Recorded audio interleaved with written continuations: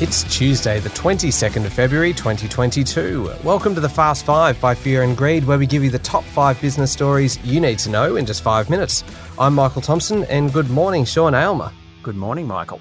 All right, 5 stories in 5 minutes. Let's get into it, Sean. Story number 1, it was a big story yesterday and the day before, but Atlassian billionaire Mike Cannon-Brookes and Brookfield made an $8 billion bid for AGL Energy, and the board of the utility giant has knocked it back pretty quickly. Very quickly. The board said the $7.50 a share takeover materially undervalues the company, but the offer did send AGL share price up 12% yesterday morning.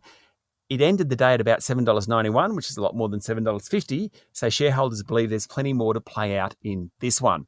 Now, Mr. Cannon-Brookes said a takeover of AGL would be the single biggest decarbonisation project in the world. He wants to shut down the 2 coal-fired power stations the company runs by the end of this decade, and he believes decarbonising the company can occur much quicker as a private asset. Now, the consortium, so that's Mr. Cannon-Brookes and Brookfield, also have about $20 billion to invest in renewables. We're not quite sure how much Mr. Cannon-Brookes is putting into it. The suggestions are it's about $1 billion. Now, the Morrison government jumped into the debate yesterday, saying it was reserving its right to invoke energy supply concerns under a national interest test to potentially block the bid. There's so much interest in this story. And even if the bid doesn't succeed, it will add momentum to the decarbonisation of the large energy companies in this country. Okay, story number 2, Sean, and if you are struggling daily with woeful mobile reception, we could have some good news for you, depending on where you live. 2 of the big telcos have announced a tie-up in regional and urban fringe areas of Australia. Yes, Telstra and TPG, who are normally ferocious competitors, have done a deal whereby TPG will get access to 3,700 of Telstra's mobile network assets. And in return, they'll pay about $1.8 billion over the next decade, and Telstra will also get access to TPG's 4G and 5G spectrum. What's in it? Well, Telstra gets money, but it also won't have to roll out expensive infrastructure to regional Australia to build its network. TPG said its mobile coverage under the deal will go from 96% to 98.8% of the population. That puts it at number 2 ahead of Optus. It gives both companies greater access to the network, really important for Telstra, which is rolling out its 5G network at the moment. Both company share prices outperformed yesterday, so investors like the idea. All right. Story number 3, Sean, is really just confirmation of something that I think we've all suspected. People are drinking more at home, and in many cases, they're going for the top shelf stuff. Well, sort of. Endeavour Group, the liquor and gaming business spun out of Woolworths last year, reported a 15% jump in net profit. Now, that's despite challenges around lockdowns and finding staff and hesitancy among customers to return to the pub in a COVID world. Basically, the bottle shop sales more than offset the fall in revenue from pubs.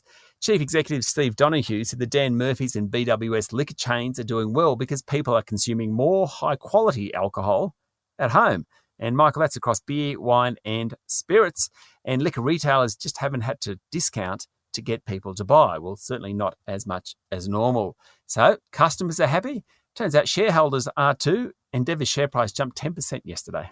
Okay, story number 4. I think it's been a couple of weeks since we last spoke about Donald Trump on this podcast. What have you got for us, Sean? I've missed the Don, no doubt about it.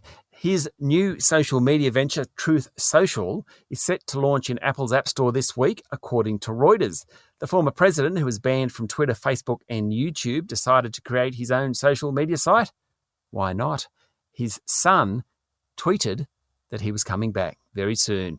Now, Mr. Trump was banned after the January 6th attack on Capitol Hill last year. We're about to hear a lot more from him. Will you be downloading it, Sean? Absolutely. If nothing else, it's entertaining. Sure is. Okay, story number 5, last one for today. Really unusual, quite interesting story about the crisis around avocados in Mexico and the involvement of drug cartels. Yes, the country harvests around 2.4 million tonnes of the fruit, easily the largest producer in the world. But the US last week banned imports for a few days after an escalation of violence in the industry. Mexico's ultra-violent drug cartels have been pushing into the avocado business as other revenue streams have dried up, threatening and acting violently to farmers and inspectors, including US agents. In the main avocado exporting state in Mexico, rival gangs have left about 35,000 residents displaced after fighting broke out. The avocado business is green gold in Mexico. It's worth a lot of money, but right now, it's looking a little tarnished. Okay, that's it. The top 5 business stories in 5 minutes. Thank you, Sean. Thank you, Michael. It's Tuesday, the 22nd of February, 2022. Remember to hit follow on the podcast. And if you'd like something with a bit more detail, you can find our longer daily show called Fear and Greed on your podcast platform. I'm Michael Thompson, and that was the Fast 5 by Fear and Greed. Have a great day.